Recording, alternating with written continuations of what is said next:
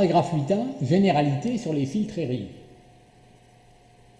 Alors on pourrait prendre, on devrait même prendre le filtre RI le plus général, c'est-à-dire un filtre ARMA, dont la structure a été vue au paragraphe 6.9, ici.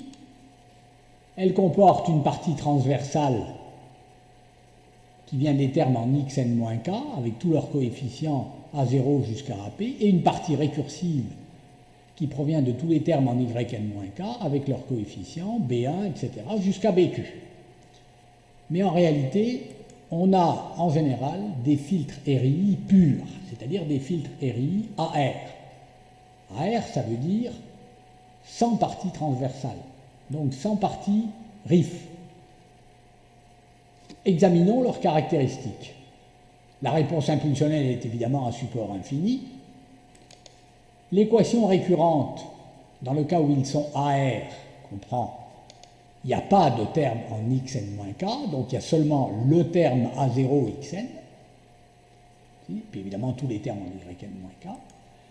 La fonction de transfert en z-1 comporte au numérateur A0 uniquement, puisqu'il n'y a que ça qui dépend de x, et puis au dénominateur, un polynôme en z puissance moins k,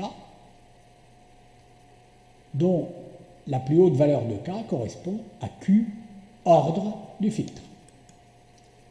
La structure, eh bien, c'est celle qu'on vient de voir tout à l'heure, mais sans la partie RIF. Il y a uniquement la partie purement récursive ici. Le coefficient A0, et puis tous les coefficients ici du dénominateur, alors affectés du signe moins, puisqu'ici il y a un signe moins. Et on ajoute tout ça pour obtenir yn. La boucle de retour sur les yn-k, qu'on voit très bien ici, peut induire des problèmes de stabilité, c'est-à-dire que ce genre de filtre n'est pas toujours stable. Voyons maintenant, paragraphe 8.2, un premier exemple de filtre AR, le premier ordre. Ensuite, on verra au paragraphe 8.3 des filtres du second ordre, respectivement AR2 et AR1. Alors pour le AR1, l'équation de récurrence s'écrit yn égale A0 qu'on posera égal à petit a, xn, plus, enfin moins, B1 yn-1, et on posera B1 égale B.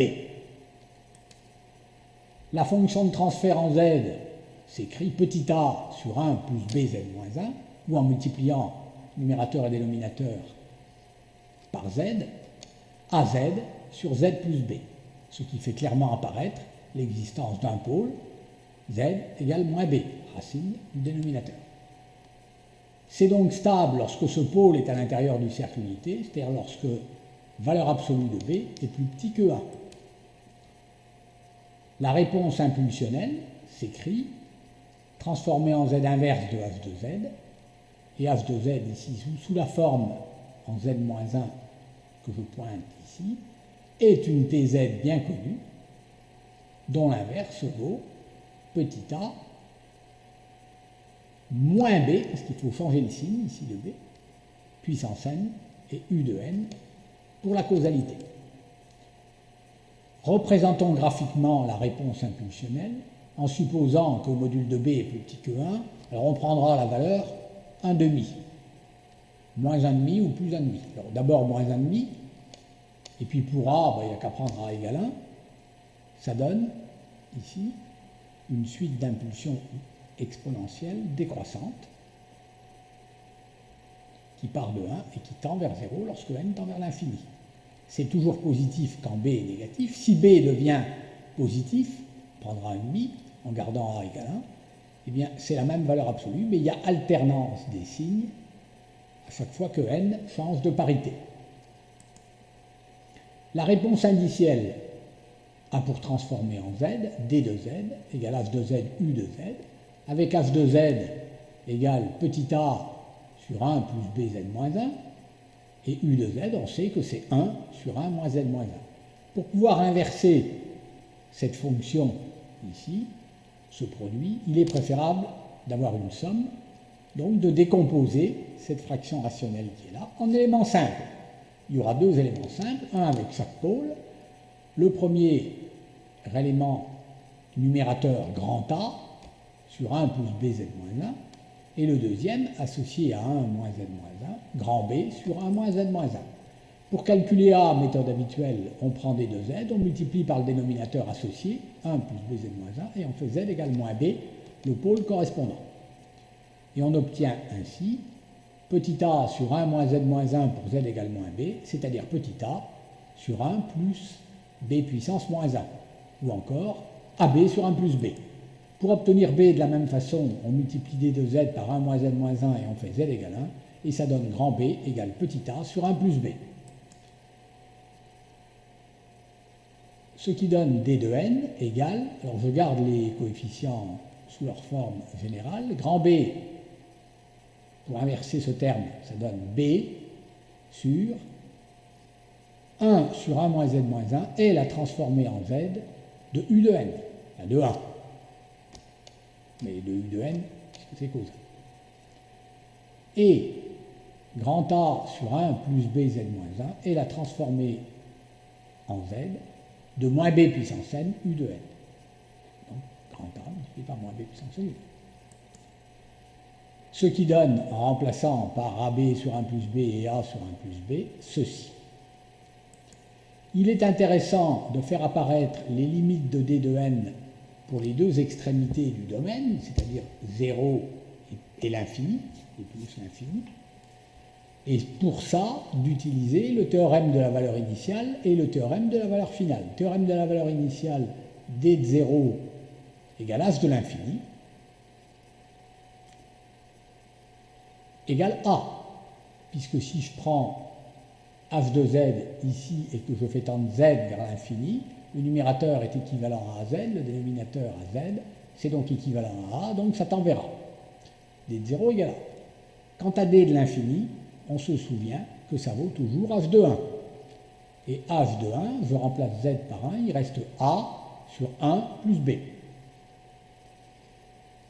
Représentons d de n pour module de b inférieur à 1. Alors prenons les mêmes valeurs que tout à l'heure, les mêmes couples AB que tout à l'heure.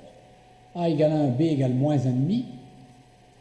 À ce moment-là, les deux valeurs extrêmes de D sont D de 0 égale A, c'est-à-dire 1, et D de l'infini égale H de 1 égale 2. Voilà la représentation graphique de D de n. Pour A égale 1 et B égale 1 demi, D de 0 vaut toujours 1, puisque c'est A, et D de l'infini vaut A sur 1 plus B, qui dans ce cas-là vaut 2 tiers. Voilà. Paragraphe 8.2, diapo 2 sur 3, passons au calcul du gain en fréquence h de f. h de f égale h de z lorsque z égale e puissance 2 pi f, ce qui donne petit a sur 1 plus b e puissance moins 2 pi jf. En développant le e puissance moins j quelque chose, ça donne petit a sur 1 plus b cosinus de 2 pi f moins jb sinus de 2 pi f. On en prend le module et l'argument. Le module, c'est valeur absolue de a. Alors on verra qu'on prendra a égale 1, de toute façon on peut toujours, sur racine carrée du carré de la partie réelle plus le carré de la partie imaginaire, et en développant, ça fait 1 plus b2 plus 2b cosinus de 2 pi f. Le déphasage est égal à l'arc tangente du dénominateur, d'ailleurs sans petit, mais avec ce moins ça fera plus. Arc dans la tangente et partie imaginaire sur partie réelle. Arc tangente, b sinus de 2 pi f sur 1 plus b cosinus de 2 pi f modulo pi. Le module de h de f est une fonction paire de f et monotone, comme le cosinus. On l'étudiera sur f compris entre 0 et 0,5, ou oméga compris entre 0 et pi, borne incluse. Le déphasage phi de f admet un extrémum dont on pourrait obtenir la valeur en calculant la dérivée par rapport à f de phi de f, en écrivant qu'elle est égale à 0. Ce qui donnerait cosinus de 2πf égale moins b. C'est-à-dire que ça s'annule pour une valeur de fc égale à 1 sur 2π arc dont le cosinus est moins b. Pour faire le tracé, il nous faut quelques valeurs particulières de f. Rappelons que petit f, c'est la fréquence réduite grand F sur FO. Ces valeurs particulières, ce serait 0, 0,5 qui est l'extrémité, mais entre les deux, on peut prendre aussi 0,25. Et puis la valeur qui correspond à l'extrémum, c'est-à-dire qui annule la dérivée, c'est-à-dire la valeur de fc donnée par cosinus de pi fc égale moins b, qui est ici. 1 sur 2π arc cosinus de moins b. Pour chacune de ces valeurs particulières de f, on a calculé h, d'où on a déduit module de h, c'est-à-dire g, et phi. Et ça permet de faire le tracé. Ce tracé, on le fait en pratique pour les deux couples qu'on a vus précédemment, a égale 1, b égale moins 1,5, et a égale 1 et b égale plus 1,5. Pour a égale 1 et b égale moins 1,5, la valeur de l'extrémum de la phase, c'est oméga c égale pi sur 3, qui correspond à fc égale 1/6, environ 0,17. Pour ce couple-là, si on trace module de h, on a au départ h de 0 qui vaut 2, vérifier ici dans le tableau des valeurs particulières, et pour l'infini, enfin, ou plutôt pour 0,5, ici, c'est valeur absolue de a sur module de 1 moins b, on fait le calcul et ça fait 2 tiers. C'est décroissant, c'est monotone, mais ici décroissant, de 2 à 2 tiers. La phase admet un extrémum qui est un minimum dans ce cas-là, obtenu pour fc égale 0,17 et il vaut moins pi sur 6. Pour a égale 1 et b égale 1,5, l'extrémum se produit pour oméga c égale 2 pi sur 3, c'est-à-dire fc égale 1 tiers égale 0 environ 3.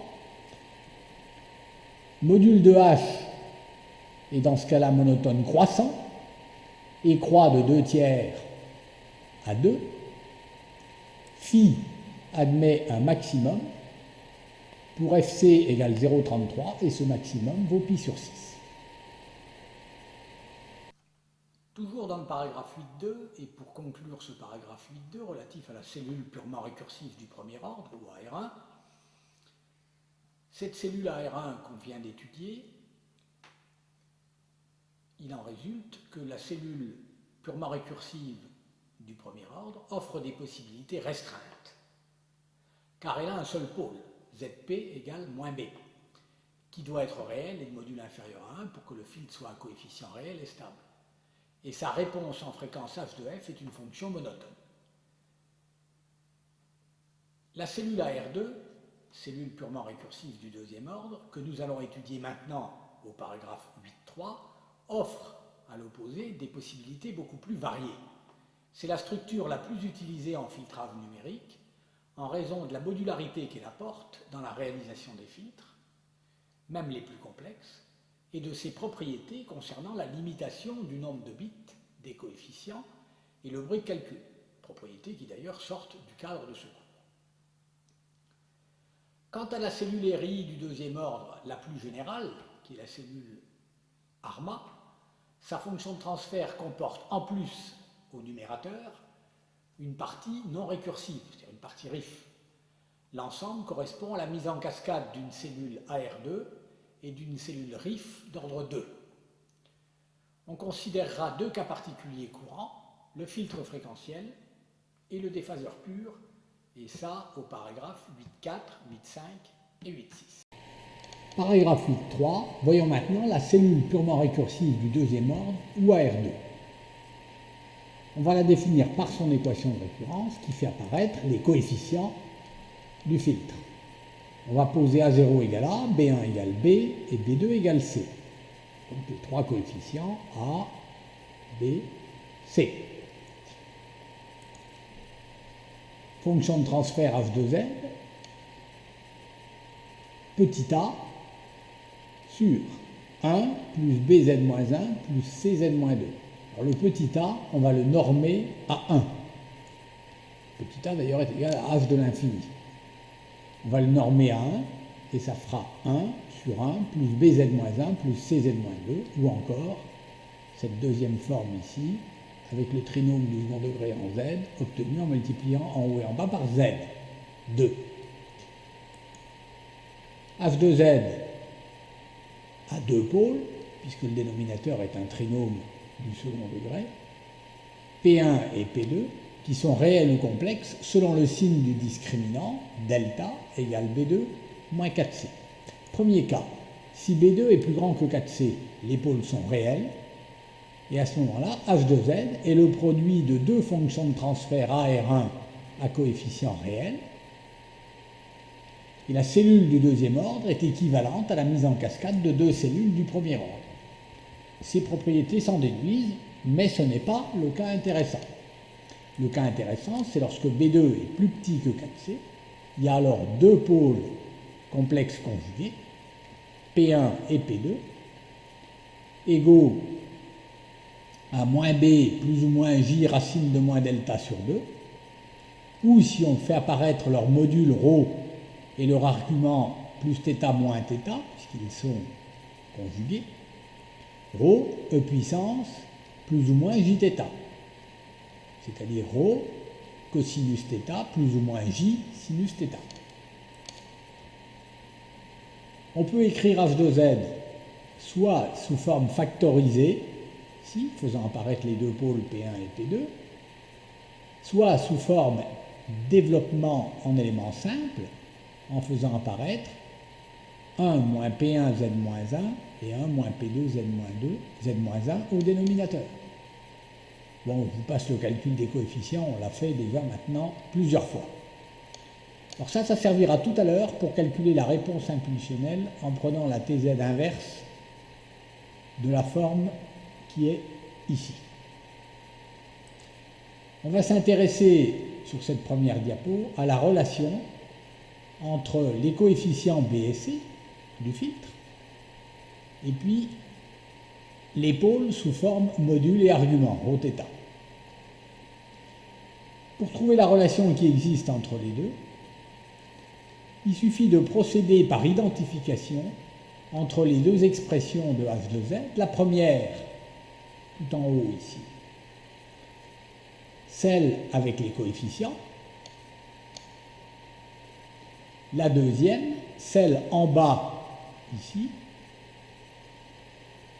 qui provient de la forme factorisée avec les pôles P1 et P2, ici, que l'on développe, et qui donne en développant 1 moins P1 Z puissance moins 1, moins P2 Z puissance moins 2, moins P1 plus P2 Z puissance moins 1, et puis dernier terme, P1 P2 Z puissance moins 2. Si on procède par identification, pour les termes constants 1 et 1, pas de problème, coefficient de Z moins 1, petit b, ici, égale moins, entre parenthèses, P1 plus P2. Et la somme des deux pôles, comme ils sont complexes conjugués, est égale à 2 fois la partie réelle, c'est-à-dire à moins b. Donc, à moins ρ cosinus θ. Petit b égale moins P1 plus P2 égale moins 2 ρ cosinus θ. Maintenant, si on identifie les coefficients de Z puissance moins 2, ça fait petit c égale P1 P2. Et P1 P2, en prenant ρ E puissance plus ou moins Jθ, en faisant le produit, ça fait ρ2. Donc petit c égale ρ2. On peut représenter dans le plan Z le point M d'affixe Z égale E puissance J oméga. Il se trouve, on le sait, sur le cercle unité. Et il est tel que le vecteur OM fasse un angle égal à oméga égale 2 pi f avec l'axe des réels. On a également figuré ici les pôles P1 et P2 en position symétrique par rapport à l'axe des réels, tel que OP1 égale OP2 égale ρ, et tel que OP1 fasse avec l'axe des réels un angle égal à θ. On a rappelé en dessous ici l'expression des deux pôles et les relations. Ici, B égale moins 2 fois la partie réelle de P1 ou P2 et C égale le produit P1, P2 égale ρ2.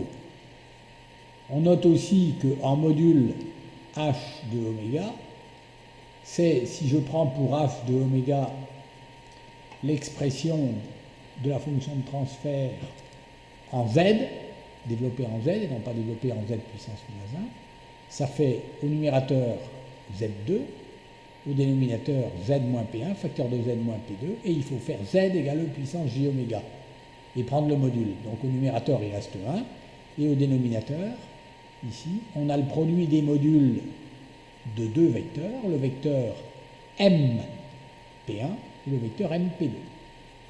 Voilà l'interprétation géométrique du module de la fonction de transfert. Alors faisons maintenant le calcul qu'on avait annoncé tout à l'heure, celui de la réponse impulsionnelle. C'est la Tz-1 de H de Z. H de Z, on revient à la passe précédente, on va prendre l'expression en fonction de P1 et P2, les deux pôles, ici l'expression développée en éléments simples. Parce que chaque élément simple ici est la Tz d'une fonction bien connue, à savoir, pour le premier terme ici, P1 multiplié par P1 puissance n, et ici P2 multiplié par P2 puissance n. On fait la différence et on multiplie par 1 sur P1 moins P2. Et ça donne 1 sur P1 moins P2, P1 P1 puissance n moins P2 P2 puissance n u de n, c'est-à-dire P1 puissance n plus 1 moins P2 puissance n plus 1 sur P1 moins P2. Ou encore, en remplaçant P1 et P2 par ρ E puissance plus ou moins, respectivement, jθ, ça va faire apparaître d'abord une simplification, puisqu'ici il va y avoir ρ puissance n plus 1 en facteur, qui va se simplifier avec le ρ qui vient du dénominateur, et donner ρ puissance n.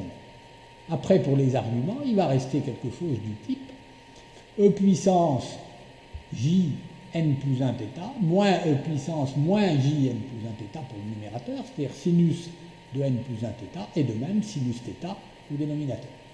D'où l'expression indiquée ici de h de n.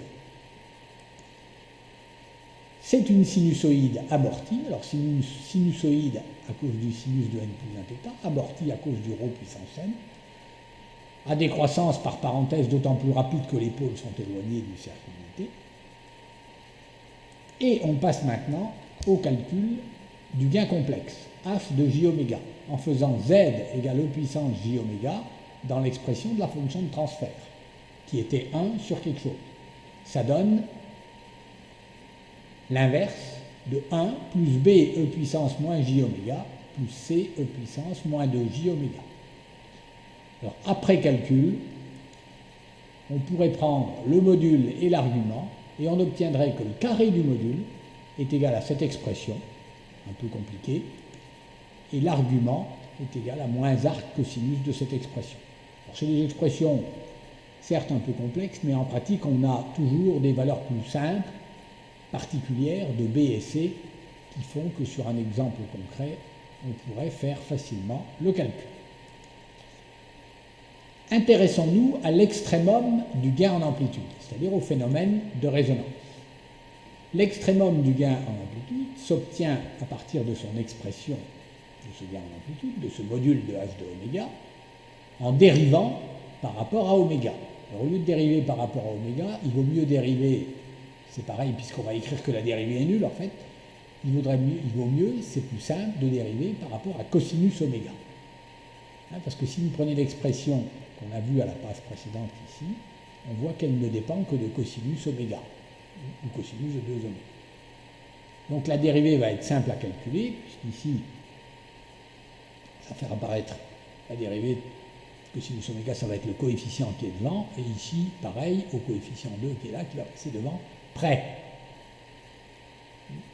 Donc, je reviens ici à mon calcul, qui est là en fait, et ça donne 2 sinus oméga multiplié par b facteur de 1 plus c plus 4c cosinus oméga, le tout égale 0 puisqu'on annule cette dérivée.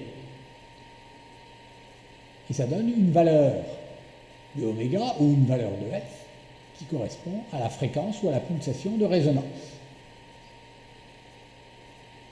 c'est la valeur qui annule le crochet. Donc c'est cosinus oméga 0, en l'appelant oméga 0, égale moins b facteur de 1 plus c sur 4c. Alors comme c'est un cosinus, il n'existe que si en module, b facteur de 1 plus c sur 4c est plus petit que 1. Donc ça c'est la condition de résonance qui porte sur les coefficients du filtre. Et la valeur de la fréquence de résonance, c'est la fréquence f0, telle que cosinus de 2πf0, ou cosinus de oméga 0, égale moins b facteur de 1 plus c plus 4c. Pour cette fréquence de résonance, le gain en module passe par un maximum. Ce maximum h de m, pour le calculer, il faudrait tenir compte de la valeur de cosinus oméga 0 ici et remplacer dans l'expression du module de h. Tout calcul fait, on obtiendrait h maximum égale 1 sur 1 moins c, racine carrée de 4c sur 4c moins b2. On peut à la place introduire, au lieu des coefficients b et c, le module ρ et l'argument θ des pôles, comme on l'a fait d'ailleurs déjà à la planche précédente, par p égale ρ puissance jθ. À ce moment-là, il faut remplacer b par moins 2 ρ cosinus θ et c par ρ2 dans cette expression. Et après simplification, on obtiendrait 1 sur 1 moins ρ2 sinus θ. Le gain à la résonance est donc inversement proportionnel à la distance module de 1 moins ρ, distance qui sépare le pôle, les pôles, mais ils sont tous les deux à la même distance, du cercle unité. Voyons maintenant un exemple de cellule AR2 où le filtre sera défini non plus par ses coefficients, mais par ses pôles. P1, P2, complexe conjugué, donné ici. On peut en déduire les coefficients du filtre par les relations qu'on a démontrées précédemment. Le coefficient B est égal à moins 2 fois la partie réelle des pôles. Ça donne donc moins 2 fois 0,1, ça fait moins 1,2146. Et le coefficient C est égal au carré du module des pôles, c'est-à-dire au carré de 0,6073 plus le carré de 0,5355, ce qui donne 0,6556. D'où h de z égale numérateur 1, dénominateur 1, ici devant z puissance moins 1 le coefficient petit b, et ici devant z puissance moins 2 le coefficient petit c. Alors on va utiliser MATLAB pour faire un certain nombre de tracés. Le code MATLAB est donné à la diapo suivante. Alors on ne va pas le passer en revue en détail. Le voilà, il s'appelle pzgainfil.m, le programme, et il fait, vous voyez, quelques lignes, c'est un programme simple, et encore il y a des titres, etc. Et à l'aide de ce programme, on va tracer, figure 1, le diagramme des pôles et des zéros. Alors c'est la commande zplan. Et MATLAB nous délivre le résultat qui est ici, figure 1, les pôles, les deux pôles complexes conjugués, et puis il y a, puisqu'il y avait Z2 au numérateur quand on passe de Z-1 à Z, il y a deux zéros en Z égale Z, un zéro double. Le gain complexe, il est tracé directement par son module et son argument en fonction de la fréquence par la commande frec_z. Le module étant ici représenté par MATLAB en dB et la phase ou l'argument en degrés en fonction en abscisse de la fréquence normalisée, mais alors c'est celle qui est normalisée par MATLAB, c'est-à-dire c'est W égale 2F sur F.